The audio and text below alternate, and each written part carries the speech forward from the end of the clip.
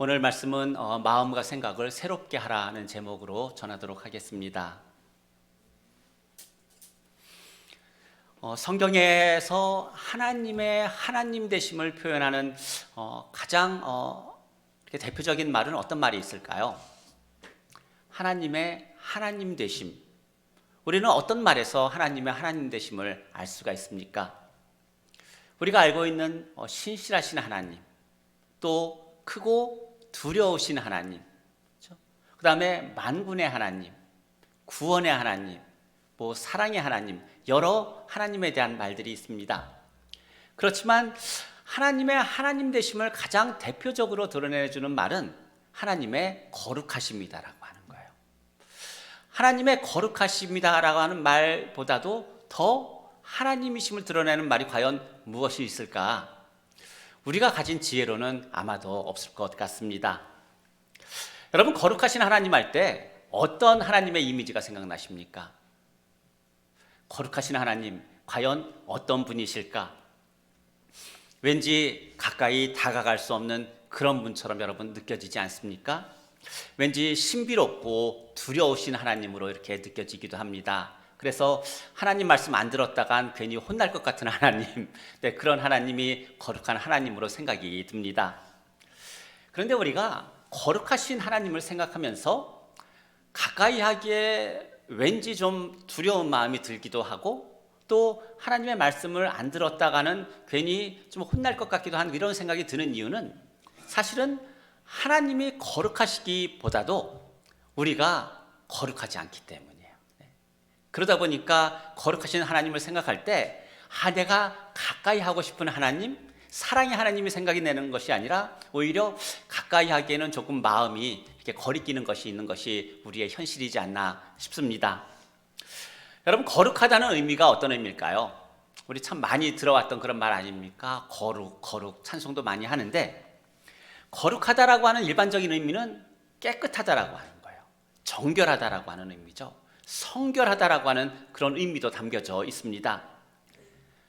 이제 하나님께서 모세를 부르실 때 출애굽기 3장 5절에서 떨기나무 가운데서 모세를 부르실 때 이렇게 말씀하셨습니다. 내가 선 곳은 거룩한 곳이니 내 신을 발에서 벗으라고 하나님께서 말씀하셨어요. 왜 그곳이 여러분 거룩한 곳일까요? 떨기나무가 있는 그곳, 거룩한 이유는 거룩하신 하나님께서 그곳에 계시기 때문에 그 땅이 거룩한 곳이라는 말씀입니다. 마찬가지로 하나님께서 시내산에서 모세를 통하여서 언약의 말씀을 주실 때에도 이스라엘 백성들이 그 시내산에 가까이 접근할 수가 없었어요. 왜 그랬을까요? 시내산이 거룩한 곳이었기 때문이 아니라 거룩하신 하나님께서 시내산에 임재하셨기 때문에 이스라엘 백성들은 감히 가까이 접근할 수가 없었다는 말씀입니다. 그런데 거룩에 대한 실질적인 의미는 뭐냐면 구별되다라고 하는 거예요. 여러분, 거룩이라고 하는 것은 마치 세상으로부터 구별된 하나님의 자녀를 말하듯이 구별됨을 말하는 것이 거룩의 실제적인 의미입니다. 그래서 하나님이 거룩하시다라고 할 때 우리는 하나님이 구별되셨다라고 말씀을 이해할 수가 있어요. 이 이야기는 뭐냐면 하나님께서 우리의 하나님이 되시기 위해서, 나의 하나님이 되시기 위해서 하나님이 자기를 구별하셨다라고 하는 그런 의미가 거룩하다라고 하는 거예요. 그러니까 거룩하신 하나님을 생각할 때 우리는 어떤 마음이 들어야 할까요? 나를 사랑하시는 하나님, 나를 위해서 자기를 특별히 구별하시는 하나님, 그 하나님을 우리는 생각해야 하는 겁니다. 그래서 레위기 11장 45절에서 이렇게 말씀합니다. 나는 너희의 하나님이 되려고 너희를 애굽 땅에서 인도하여 낸 너희의 여호와 하나님이다, 이렇게 말씀하고 있는 거예요. 그래서 하나님께서 이 말씀을 하시고 나서 어떤 말씀을 하셨냐면은 내가 거룩하니 너희도 거룩하라 말씀하셨어요. 어떤 의미일까요? 내가 너희를 위해서 내가 나를 구별하였으니 너희도 나를 위해서 너희를 구별하라고 하는 그런 말씀입니다. 예수님께서 사람이 되신 것은 무엇일까요? 그것도 거룩하심이에요. 예수님께서 결국 우리를 위해서 특별히 거룩하심, 구별되심이 하나님이심에도 불구하고 사람으로 이 땅에 오신 예수님이다라고 하는 그런 말씀입니다. 그런데 문제는 무엇일까? 하나님은 우리의 하나님이 되시기 위해서 자기를 구별하셨고, 예수님도 우리의 예수님이 되시기 위해서 이 땅에 사람으로 오셨는데, 문제는 우리가 하나님께 구별되지 않고 있다고 하는 것입니다. 그런데 하나님은 우리에게 은혜로우신 하나님이세요. 그래서 하나님께서 우리에게 내가 거룩하니 너희도 거룩하라 말씀하시면서 말씀만 하지 않으셨어요. 명령만 하지 않으셨습니다. 하나님께서는 제사장을 세워서 거룩하지 않은 우리의 죄의 문제를 해결하도록 하셨어요. 뿐만 아니라 선지자를 세워서 하나님의 말씀을 선포하고 전하게 하셨고, 왕을 세워서 사람들이, 우리들이 살아가는 이 세상을 다스리도록 하나님께서 하셨어요. 그러니까 하나님께서는 말씀만 하신 것이 아니라 우리로 하여금 하나님께 거룩히 나를 구별할 수 있도록 제사장과 선지자와 왕을 세우셨다라고 하는 그런 말씀입니다. 근데 하나님은 이것만 하지 않으셨어요. 하나님이 거하시는 성막도 짓게 하셨고, 하나님을 예배하게 하셨고, 뿐만 아니라 우리가 지켜야 하는 계명의 말씀도 우리에게 주셨습니다. 왜 주셨을까요? 우리를 하나님께 거룩히 구별하도록 하기 위해서 하나님께서 이 모든 것들을 주셨다는 말씀입니다. 그런데 자기 자신뿐만 아니라 이제 하나님의 사람들의 거룩함을 지켜가도록 해야 하는 그런 선지자들은 어떻게 했습니까? 거짓을 말했어요. 제사장들은 어떻게 됐습니까? 부패했어요. 왕들은 타락했습니다. 왜냐하면 왕도 선지자도 제사장도 결국 자기의 죄로부터 벗어날 수 없는 그런 연약한 사람이었기 때문입니다. 그 결과 오늘 11절 말씀처럼 우리를 거룩하게 하실 예수님께서 자기를 구별하여 이 땅에 사람으로 오신 거예요. 그러니까 이 거룩을 생각하게 되면 우리는 그 좋으신 하나님이 많이 생각이 나야 합니다. 히브리서 10장 10절에 이렇게 말씀하고 있어요. 하나님의 뜻을 따라서 자기의 몸을 단번에 들이심으로 우리가 거룩함을 얻었다고 말씀하고 있어요. 예수님께서 이 땅에 오신 것은 뭐냐면은 결국 우리의 거룩함을 위해서 예수님은 오셨다는 말씀입니다. 그러면 여러분, 우리는 거룩합니까? 여러분은 자신이 거룩하다고 생각하십니까? 하나님이 우리를 위해서 자기를 구별하신 것처럼, 예수님이 우리를 위해서 이 땅에 사람으로 오신 것처럼 과연 우리는 하나님께 나를 거룩히 구별하여 드리고 있는가? 여러분은 여기에 대한 질문에 대해서 어떻게 답을 하실 수 있습니까? 저는 오늘 말씀을 보면서 과연 우리의 시간은 무엇을 중심으로 살아가고 있는가라고 하는 거예요. 우리의 시간표는 사실 월요일부터 토요일까지는 매우 바쁘게 살아갑니다. 여러 가지 세상에서의 일들을 합니다. 그런데 정작 주일이 되면은 여러분 어떠세요? 평일에 그렇게 열심히 살아왔던 그런 삶 때문에 오히려 주일이 피곤하지 않으십니까? 힘들지 않으십니까? 사실 운동선수나 세상에 살아가는 많은 사람들은 자기에게 있어서 가장 중요한 일을 자기의 모든 시간의 중심으로 삼고 있어요. 그래서 그것을 위해서 식단도 조절하고 운동하는 양도 조절하고 잠자는 시간도 조절을 합니다. 그러면서 컨디션들을 조절하고 있는데, 그러면 하나님을 예배하는, 특별히 거룩하심을 입었다라고 말하는 하나님의 자녀인 우리는 과연 시간의 중심이 어디에 있는가라고 하는 겁니다. 우리는 어디에 시간의 중심을 두고 살아가야 할까요? 거룩하신 하나님을 예배하는 주일이 우리의 시간의 중심이 되어야 한다는 그런 말씀입니다.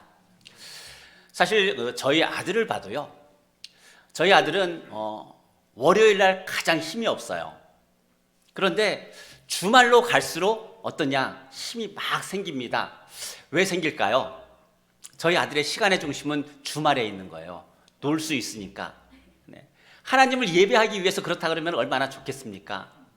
그런데 젊은 사람들은 대부분이 시간의 중심이 주말에 가 있어요. 그러다 보니까 주말에 열심히 놀고 나면은 월요일이 어떻겠습니까? 피곤한 거예요. 근데 화요일, 수요일, 목요일, 금요일로 갈수록 힘이 점점 생기는 사람이 젊은 사람들이에요. 그런데 죄송합니다. 이런 표현에서 나이가 들면서는 어떨까요? 월요일이 가장 힘이 있어요. 주말로 갈수록 힘이 빠집니다. 왜 그럴까요? 세상의 일을 하다 보니까 지치는 거예요. 그러다 보니까 주일에 어떻겠습니까? 더 힘이 없는 거예요. 그래서 주일 하루 간신히 쉬고 나서 월요일에 다시 힘을 얻어서 세상에 나가서 삽니다. 결국 이렇게 어떤 그 주일을 중심으로 사는 것이 아니라 세상을 중심으로 살다 보니까 주일이 되면 어떻겠습니까? 피곤한 거예요. 조금 더 자고 싶은 거예요. 그러다 보니까 교회 가는 것도 늦기도 하고 어떤 때는 여러분 빼먹기도 하지 않습니까? 그게 우리의 시간의 중심이 주일에 가 있지 않고 평일에 가 있기 때문입니다. 물론 평일에도 잘 살아야 되겠죠. 그런데 우리의 마음은 항상 어디에 중심을 두고 살아야 하느냐? 주일에 중심을 두고 살아야 한다는 겁니다. 식사하는 것도요, 주일에 중심을 두시고요. 잠 주무시는 것도 주일에 맞춰서 잠을 자야 한다는 그런 말씀입니다. 오늘 11절 말씀을 보게 되면 거룩하게 하시는 이와 거룩하게 함을 입은 자들이 다 한 근원에서 나왔다고 말씀하고 있어요. 이 말씀은 예수님과 우리가 한 근원에서 나왔다는 그런 말씀입니다. 한 근원에서 나왔다는 말은 어떤 의미일까요? 아버지가 같다는 그런 의미예요. 네. 그러면 아버지가 같다는 의미는 뭘까요? 예수님과 우리가 아버지가 같아요. 그러면 우리가 어떻다는 이야기입니까? 하나님의 그 속성들을 우리도 가지고 있다는 이야기예요. 하나님의 유전자와 우리의 유전자가 같다는 그런 말씀입니다. 근데 왜 우리는 예수님하고 이렇게 많이 다를까요? 네. 같은 유전자를 가졌음에도 불구하고 오늘 성경에서도 하나님의 그 속성을 예수님과 같이 우리도 가졌다고 이야기하는데 우리는 예수님을 닮아가는 게 왜 그렇게 힘이 많이 드는 걸까요? 사실 여기에 대한 이유는 우리는 법적으로는 하나님의 유전자를 가진 그런 사람들이에요. 하나님의 속성을 다 모두가 가진 거룩한 사람이라고 하는 겁니다. 하지만 실제적으로는 어떻습니까? 아직 그 성품까지 이르지 못했고 지금 우리는 그 거룩을 위해서 지금 달려가고 있는 거예요. 그 거룩을 향해서 지금 나아가고 있는 겁니다. 그러니까 존재론적으로는 어떤 신분적으로는 거룩하지만 아직 실제적으로는 그 거룩함에 이르지 못했다는 그런 말씀입니다. 오늘 예수님께서 우리를 누구라고 부르냐면은 형제라고 부르세요. 왜 형제라고 부르실까요? 아직도 그 거룩함에 이르지 못했는데 예수님께서 우리를 예수님의 형제라고 부르는 이유는 우리를 부끄럽게 여기지 않고 수치로 생각하지 않고 형제라고 여기는 이유는 뭐냐면은 결국 예수님께서 우리를 하나님의 영광에 이르게 하실 것이기 때문이에요. 그것이 거룩함에 이르게 하실 것이다라고 하는 그런 말씀입니다. 오늘 12절 말씀처럼 그래서 예수님은 지금도 우리를 거룩하게 하고 계시고 우리 교회도 거룩하게 지금 예수님이 하고 계신 거예요.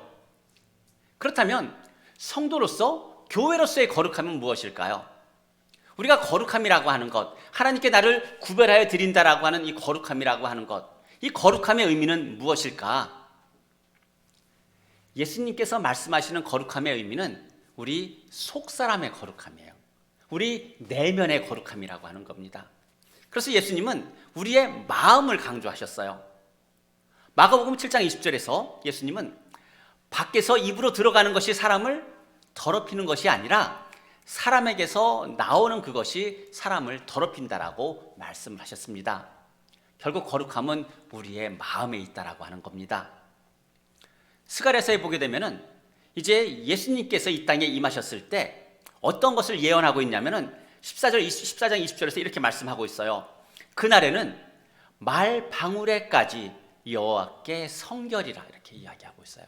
무슨 이야기냐면 가장 천해 보이는 것까지도 예수님께서 이 땅에 오셨을 때 예수님과 함께 이 땅에 임하는 하나님의 나라에는 부정한 것이 하나도 없다라는 그런 말씀입니다. 예수님은 또한 이 거룩에 대해서 자기 중심적으로 우리에게 말씀하셨어요. 요한복음 10장 36절에 보게 되면 하나님께서 자신을 거룩하게 하셔서 이 땅에 보내셨다라고 말씀하고 있어요. 그리고 예수님께서는 자신이 택하신 자를 세상에 보낼 때 예수님께서 거룩하게 해서 보내셨다라고 말씀합니다.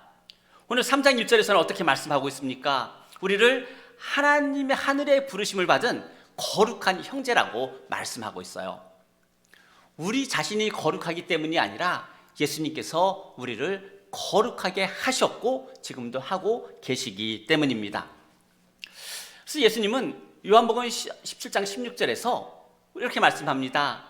내가 세상에 속하지 아니함 같이 내 제자들도 하나님의 자녀들도 세상에 속하지 않았다고 말씀합니다. 그러면서 예수님은 우리의 거룩함을 위해서 지금도 계속 기도하고 계세요.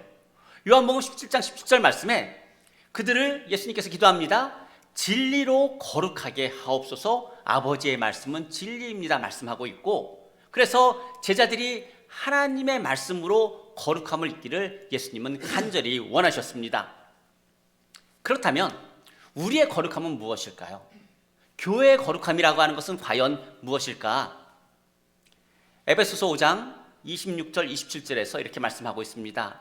이는 곧 물로 씻어 말씀으로 깨끗하게 하사 거룩하게 하시고 자기 앞에 영광스러운 교회로 세우사 티나 주름 잡힌 것이나 이런 것들이 없이 거룩하고 흠이 없게 하려 하심이라, 이렇게 말하고 있습니다. 성도의 거룩함은, 교회의 거룩함은 뭐냐면은 씻어냄이라고 하는 거예요. 오늘 이제 일부 예배 제 아내하고 같이 드리고 나서 제 아내가 그 이야기를 합니다. 이 거룩함은 너무나 힘든 것이다라고 하는 거예요. 그런데 교회에서는 어떤 이야기를 합니까? 계속 거룩하라고 이야기하지 않습니까? 여러분, 거룩은 힘든 거예요. 그래서 우리가 할 수 있는 거는 뭐냐면은 계속해서 씻어내고 또 씻어내고 그 다음에 또 씻어내는 것, 이것을 반복하지 않으면 안 되는 것이 거룩이라고 하는 말씀입니다. 세상에 소금과 빛으로 드러나기 위해서 하나님의 말씀으로 우리는 우리의 계속 연약한 부분들을 씻어내야 하는 거예요. 우리의 죄만 씻어내는 것이 아니라 우리의 어떤 유혹들, 시험들, 더러워진 것들, 우리의 생각과 감정, 이러한 것들도 다 씻어내야 한다라고 하는 겁니다. 한 번이 아니라 우리가 이 땅에서 살아가는 내내 우리는 그 일들을 반복해야 한다는 말씀입니다. 하나님의 말씀으로, 그래서 우리의 영이 새로워지고 하나님의 말씀으로 우리의 마음도, 우리의 생각도 새로워지고 우리의 감정도 새로워지고 우리의 성품도 새로워지는 것, 이것이 계속해서 씻어내는 것을 통하여서 이루어지게 된다는 그런 말씀입니다. 그런데 교회 역사를 보게 되면 특별히 초대교회가 동방교회와 서방교회로 나뉠 때 동방교회는 이런 생각을 가지고 있었어요. 뭐냐면 이 거룩이라고 하는 것은 하나님께서 우리에게 주시는 것이고 우리의 노력으로는 얻을 수 없는 것이라고 그들은 여겼어요. 그래서 그들은 거룩을 위해서 그런 씻어냄을 중요하게 여기지 않았습니다. 그런데 서방교회인 로마 카톨릭은, 종교개혁 이전이니까 로마 카톨릭은 어떤 걸 이야기했냐면은 이 거룩이라고 하는 것은 우리가 수양을 통해서, 어떤 훈련을 통해서 얻을 수 있는 것이라고 그들은 생각을 했어요. 그래서 수도사들이 어떻게 합니까? 광야로 나갑니다. 왜요? 죄를 멀리하고 계속해서 씻어내서 그 거룩을 이루기 위해서 그렇게 했다는 말씀입니다. 근데 예수님께서 요한복음 13장 10절에서 이렇게 말씀합니다. 이미 목욕한 자는 발밖에 씻을 필요가 없나니 온몸이 깨끗하니라 말씀하고 있어요. 그렇지만 너희는 깨끗하나 다는 아니니라 말씀합니다. 또한 디모데전서 4장 5절에서 하나님의 말씀과 기도로 거룩하여짐이라고 말씀하고 있어요. 오늘 이 말씀은 어떤 의미냐면 우리는 이미 거룩하다는 이야기입니다. 그런데 거룩하지만 뭐가 필요하다는 이야기입니까? 말씀으로, 기도로 우리의 그 연약한 부분들을 계속해서 씻어내지 않으면 안 된다는 그 말씀을 하고 있습니다. 하나님의 은혜로 우리는 거룩함을 입었어요.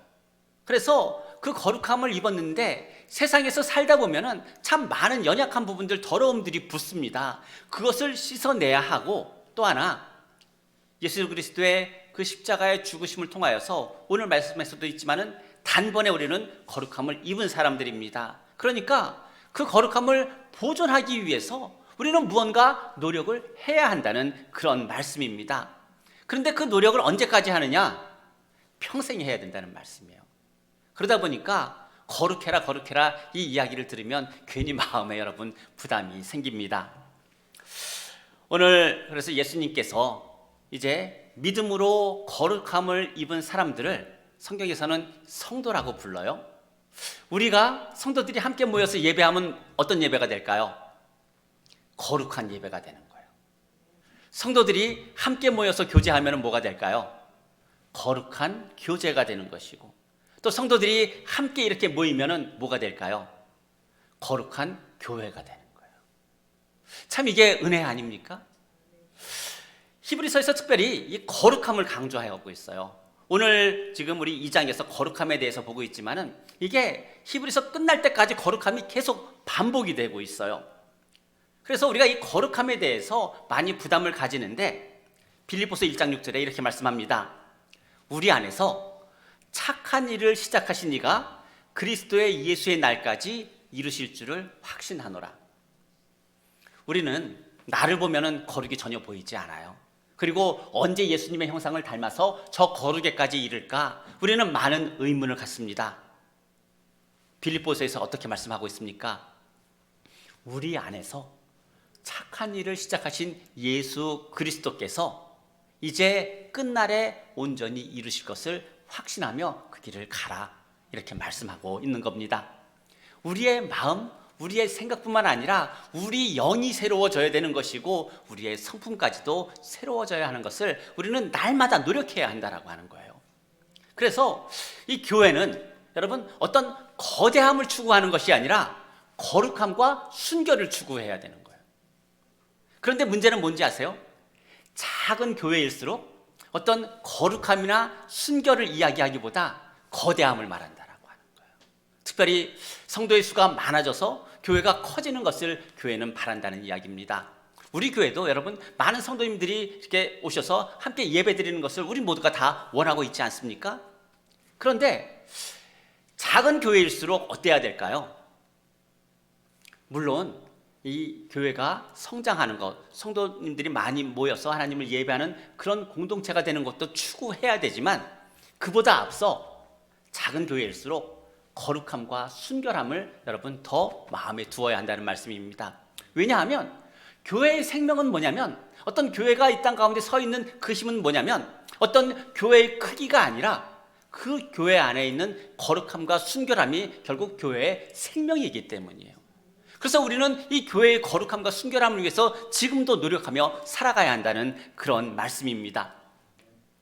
예수님께서 제자들에게 주기도문 가르쳐 주실 때 가장 먼저 가르쳐 주신 게 어떤 말씀입니까? 하늘에 계신 우리 아버지여, 이름이 거룩히 여김을 받으시오며. 교회의 거룩은 뭐냐? 아버지의 이름이 거룩히 여기심을 받는 것, 여기에서 출발한다라고 하는 거예요. 교회는 하나님의 이름의 거룩함에 달려있는 거예요. 교회는 하나님의 이름의 거룩함을 어떻게 나타나는가에 달려있다라고 하는 그런 말씀입니다. 여러분, 우리가 이 교회가 하나님의 거룩하심과 어떤 그것을 드러내려고 할 때, 하나님의 이름의 거룩하심을 위해서 우리가 마음을 모을 때 하나님은 어떻게 하실까요? 이 교회를 계속해서 세워가신다는 그런 말씀입니다. 그래서 우리는 함께 모여서 이 하나님의 이름을 드러내기 위해서 예배해야 되는 거예요. 성도는 예배를 통하여서 그 거룩함을 찾습니다. 하나님의 말씀을 통해서도 찾고 기도를 통해서도 그 거룩함을 얻게 됩니다. 그래서 교회는 뭐냐면 가장 먼저 예배가 회복되어야 합니다. 근데 또 문제가 있어요.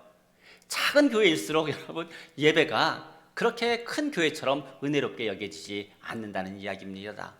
어떤 교회 안에 여러 악기와 웅장함과 이러한 것들이 작은 교회에서는 그렇게 많이 힘들기 때문입니다. 그러나 작은 교회일수록 거룩함을 잃어버리게 되면, 어떤 순결함을 잃어버리게 되면 교회의 생명도 함께 잃어버린다는 거 하는 것을 꼭 생각할 수 있게 되기를 바랍니다. 오늘 13절 말씀을 보게 되면 예수님은 우리를 부끄러워하지 않으셨어요. 오히려 우리를 세상에 자랑하셨어요. 어떻게 말씀하고 있습니까? 13절 말씀에 보게 되면은 내가 그를 의지하리라 하시고 또 다시 볼지어다 나와 및 하나님께서 내게 주신 자녀라. 이 말씀은 뭐냐면은 예수님께서 세상에 우리를 지금 드러나고 계시는 거예요. 세상에 우리를 소금과 빛으로 드러내고 계시다라고 하는 그런 말씀입니다. 여러분, 이 말씀을 보면서 우리가 또 깨달아야 되는 건 뭐냐면은 결국 예수님은 우리를 부끄러워하지 않으시기 때문에 우리도 세상 가운데 살아가면서 기죽어 살아갈 필요가 없다는 이야기입니다. 가진 것이 없다고요? 어떤 건강이 없어서요? 여러 가지 삶의 환경이 안 좋아서 이러한 것들 때문에 기죽으면서 살아갈 필요가 전혀 없음을 가르쳐주고 있습니다. 왜냐하면 지금 나의 삶이 이 하나님의 시간의 끝이 아니라 예수 그리스도께서 우리를 하나님의 영광에까지 이르게 하실 것이기 때문입니다. 예수님은 이 기쁨을 위해서 지금까지 달려오셨어요. 예수님은 이 기쁨을 위해서 자기를 구별하셨고 사람이 되셨고 십자가의 그 고통을 참으셨고 부끄러움도 개의치 않으셨어요. 죽음의 고난도 당하셨고 이 모든 것들을 왜 이렇게 하셨을까요? 우리를 하나님의 영광에까지 이르는데 우리를 인도하시려고 예수님께서 그렇게 하셨다는 말씀입니다. 오늘 말씀에 어떻게 이야기하고 있습니까? 예수님은 천사를 구원하기 위해 오셨다고 말씀하고 있지 않아요. 여러분, 천사는 죽을 수 있는 그런 존재일까요? 아니요, 그렇지 않은 존재라는 겁니다. 왜냐하면 천사는 영적인 존재이기 때문에 오늘 예수님께서 이 땅에 오신 이유를 어떻게 말씀합니까? 마귀를 멸하고 우리를 구원하기 위해 오셨다고 말씀하고 있어요. 예수님께서 우리에게 오신 이유는요, 특별히 두 가지예요. 첫째는 우리의 죄의 문제를 해결하기 위해서 예수님께서 오셨어요. 두 번째는 오늘 말씀에 있는 것처럼 15절 말씀처럼 사망이 왕노릇하는 이 세상에서 종노릇하지 않도록 하기 위해서 예수님께서 오셨어요. 그런데 많은 그리스도인들이 예수 그리스도를 믿음으로 구원이라고 하는 죄의 문제에 대한 해결은 받았지만 여전히 세상에 종노릇하며 살아가는 그런 성도님들도 있다는 거예요. 예수님은 분명히 말씀합니다. 우리의 죄에 대한 문제도 해결하셨고 이 세상에서 사슬에 매여서 종노릇하는 그 사슬을 완전히 끊으셨다고 예수님은 말씀하고 있어요. 그래서 우리는 이 세상에 매여 살아갈 이유가 하나도 없다는 그런 말씀입니다. 그렇다면 예수님께서 마귀를 멸하셨다라고 하는 그 말씀은 어떤 의미일까요? 지금도 보면은 사탄이 많이 있지 않습니까? 틈틈이 우리를 틈타고 있어요. 우리를 무너뜨리려고, 우리를 시험하려고 사탄이 지금도 우리의 틈을 보고 있어요. 그런데 예수님 뭐라고 말씀합니까? 예수님께서 마귀를 멸하셨다라고 말씀하고 있어요. 그 이야기는 뭘까요? 마귀의 존재를 없애셨다는 이야기일까요? 아니에요. 왜냐하면 우리가 아직도 사탄이 있는 것을 아니까. 그렇죠? 예수님께서 마귀를 멸하셨다는 건 뭐냐면은 사탄과 마귀가 하나님의 자녀에게 영향을 미치는 그 힘을 무력화시키셨다라고 하는 거예요. 그 효력들을 다 없애셨다라고 하는 거예요. 그러니까 사탄이 우리를 시험하고 우리를 유혹해서 우리를 무너뜨리려 하지만 우리는 어떻다는 이야기입니까? 예수 그리스도 안에서 안전하다고 그 이야기를 하고 있는 겁니다. 그러니 더 이상 세상에 매여서 종노릇하면서 그렇게 살아가지 말라고 예수님은 말씀하고 있는 겁니다. 그래서 예수님은 마태복음 10장 28절에서 이렇게 말씀합니다. 몸은 죽여도 영혼은 능히 죽이지 못하는 자들을 두려워하지 말고 하나님을 두려워하라, 이렇게 말씀하고 있는 겁니다.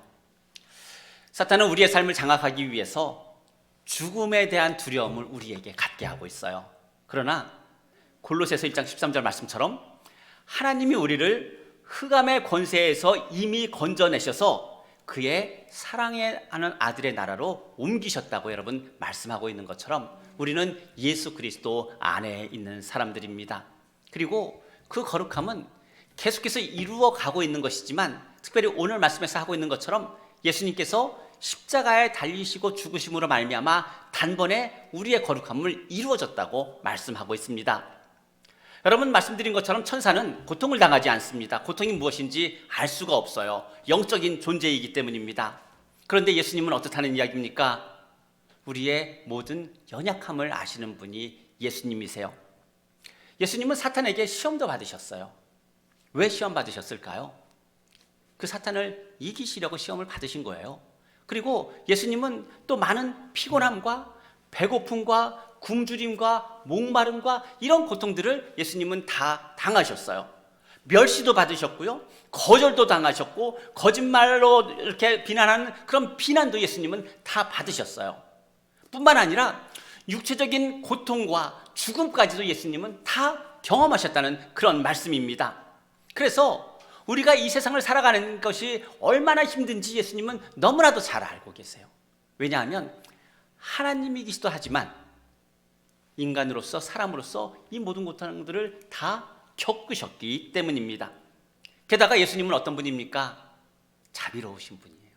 우리를 사랑하시는 그런 하나님이십니다. 뿐만 아니라 예수님은 어떤 분입니까? 하나님께도 신실하신 예수님이시라고 하는 거예요. 이 말은 뭐냐면 결국 이 세상에서 종노릇하며 살아가는 사람들을 자유케 하시는 그 예수님이 결국 고통 가운데 있는 모든 하나님의 자녀들을 도우실 수 있는 준비가 되어 있다는 말씀입니다. 예수님이 나를 도우실 수 있다면 우리는 어떻게 해야 될까요? 당연히 그 도우심을 구해야 하겠죠. 오늘 예수님은 우리를 도우실 수 있는 모든 준비가 다 되어 있다라고 그렇게 말씀하고 있어요. 그래서 우리에게 그 예수 그리스도의 이름을 부르라고 말씀하고 있는 거예요. 근데 우리가 그 이름을 부르지 않는다면 우리의 삶이 이 땅에서 어떻겠습니까? 우리의 거룩은요, 예수 그리스도의 이름을 부를 때 그 거룩이 회복이 될 수가 있습니다. 오늘 18절 말씀을 보게 되면 그가 시험을 받아 고난을 당하셨은즉 시험 받는 자들을 능히 도우실 수 있느니라 말씀하고 있어요. 우리가 주님의 이름을 부를 때 주님은 언제든지 오실 수 있다는 그런 말씀입니다. 우리가 주님의 도움을 필요로 할 때 주님은 즉시 우리를 도우실 수 있는 하나님이심을 가르쳐주고 있습니다. 요한일서 2장 1절에 나의 자녀들아 내가 이것을 너희에게 쓰면 너희로 죄를 범하지 않게 하려 함이라. 만일 누가 죄를 범하여도 아버지 앞에서 우리에게 대언자가 있으니 곧 의로우신 예수 그리스도라 이렇게 말씀합니다. 우리의 대언자이시고 우리의 대제사장이신 예수님, 우리가 시험 받을 때, 우리가 죄 앞에 노출되어 있을 때 우리로 하여금 시험 받지 않게 하시고 죄를 짓지 않도록 예수님께서 우리를 도우실 거예요. 또 그런데 우리가 만일 죄를 지었다면 어떻게 하신다고 말씀하고 있습니까? 우리의 대언자로서 거룩하신 하나님 앞에서 우리를 대언하신다라고 말씀하고 있어요. 뿐만 아니라 우리가 우리의 죄를 회개할 때 용서하신다라고까지 말씀하고 있습니다. 히브리서 기자도 우리들이 나중에 살펴볼 말씀이지만 7장 25절에서 이렇게 말씀합니다. 자기를 힘입어 하나님께 나아가는 자들을 온전히 구하실 수 있다라고 말씀하고 있습니다. 사랑하는 성도 여러분, 우리는 많은 연약함들을 가진 그런 사람들입니다. 내가 나 자신을 봐도 그렇게 연약한데 하나님께서 우리를 보실 때 얼마나 연약해 보이겠습니까? 그러나 3장 1절에서 말씀하고 있는 것처럼 내가 나를 볼 때는 연약해 보이지만 주님은 우리를 누구로 보고 계신다라고 하는 말씀입니까? 3장 1절에 함께 하늘의 부르심을 받은 거룩한 형제들아 이렇게 말하고 있어요. 여러분, 우리를 예수 그리스도의 거룩한 형제로 부르고 계신다라고 하는 거예요. 하나님이 우리를 부르실 때 나 혼자만이 아니라 이렇게 하나님을 예배하는 거룩한 성도들을 하나님의 거룩한 예수 그리스도의 형제로 하나님은 부르고 계신다라고 하는 겁니다. 그렇다면 우리는 지금 무엇을 해야 할까요?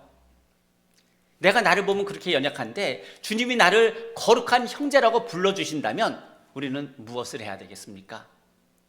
계속 씻어내는 거예요. 우리의 모든 더러움들, 우리의 모든 연약함들을 주님의 말씀으로 계속해서 씻어내는 것, 그것이 우리가 해야 될 그런 일들이라고 하는 겁니다. 오늘 특별히 3장 1절에서 예수 그리스도를 깊이 생각하라고 이야기하고 있어요. 이 말은 뭐냐면 예수님께서 하나님께 어떻게 행하셨고 예수님께서 우리를 위해서 어떻게 행하셨는지를 깊이 묵상하라고 하는 이야기입니다. 예수님께서 어떻게 자기를 구별하셔서 사람이 되셨고, 어떻게 이 땅 가운데 사람이 오셔서 고난을 당하셨고 모든 수치와 멸시를 당하시고 거절을 당하셨는지, 그리고 십자가에서 죽기까지 하셨는지를 깊이 묵상하라고 하는 거예요. 왜 이 모든 일들을 하셨을까? 결국은 하나님께 기쁨이 되기 위해서 예수님은 이 모든 일들을 하셨습니다. 왜냐하면 예수님도 우리를 사랑하지만 하나님은 우리를 이 세상보다도 더 사랑하시는 그런 하나님이시기 때문입니다. 그래서 우리는 이 말씀을 생각을 하면서, 특별히 이제 12월 한 해를 마무리하는 이때가 되었을 때 그 은혜를 깨달아서 다시 말씀과 기도와 예배의 자리로 나아가야 된다는 그런 말씀입니다. 내 안의 죄와 부끄러움과 약함과 수치, 이러한 것들을 계속해서 씻어내면서 우리가 잃어버린 그 거룩의 자리를 다시 되찾아야 된다는 그런 말씀입니다. 더러워진 생각들, 해묵은 감정들, 여러분 이러한 것들은 다 이제 주님 안에서 버리고 이제 예수 그리스도께서 우리를 위해 구별하신 그 구별하심을 따라서 우리 자신도 먼저 마음과 생각에서부터 하나님께 거룩히 구별하여 드리는 그런 하나님의 자녀가 되시기를 주님의 이름으로 축복합니다. 우리의 영을 날마다 새롭게 하고 마음을 새롭게 하고 생각을 새롭게 하고 성품을 새롭게 함으로 예수님처럼 하나님께 온전히 기쁨이 되어 드릴 수 있는 그런 하나님의 자녀 되시기를 주님의 이름으로 축복합니다. 기도하겠습니다. 사랑이 많으신 하나님 아버지, 참 감사합니다. 주께서 우리를 위하여 거룩의 옷을 입히시고 또 여전히 연약함에도 불구하고 거룩한 형제라 부르신 그 은혜를 오늘도 생각하며 주님 예수 그리스도의 그 이름을 깊이 묵상하기를 소망합니다. 주께서 왜 이 땅에 사람으로 구별되어 오셨고 왜 자기를 우리를 위해 구별하셨으며 또 많은 고난과 또 많은 고통과 십자가에서 죽으심을 당하셨는지 그 예수 그리스도를 깊이 묵상할 때 이 모든 것이 하나님께 기쁨이 되음을 예수 그리스도께서 알고 순종하셨음을 오늘 말씀 가운데서 발견합니다.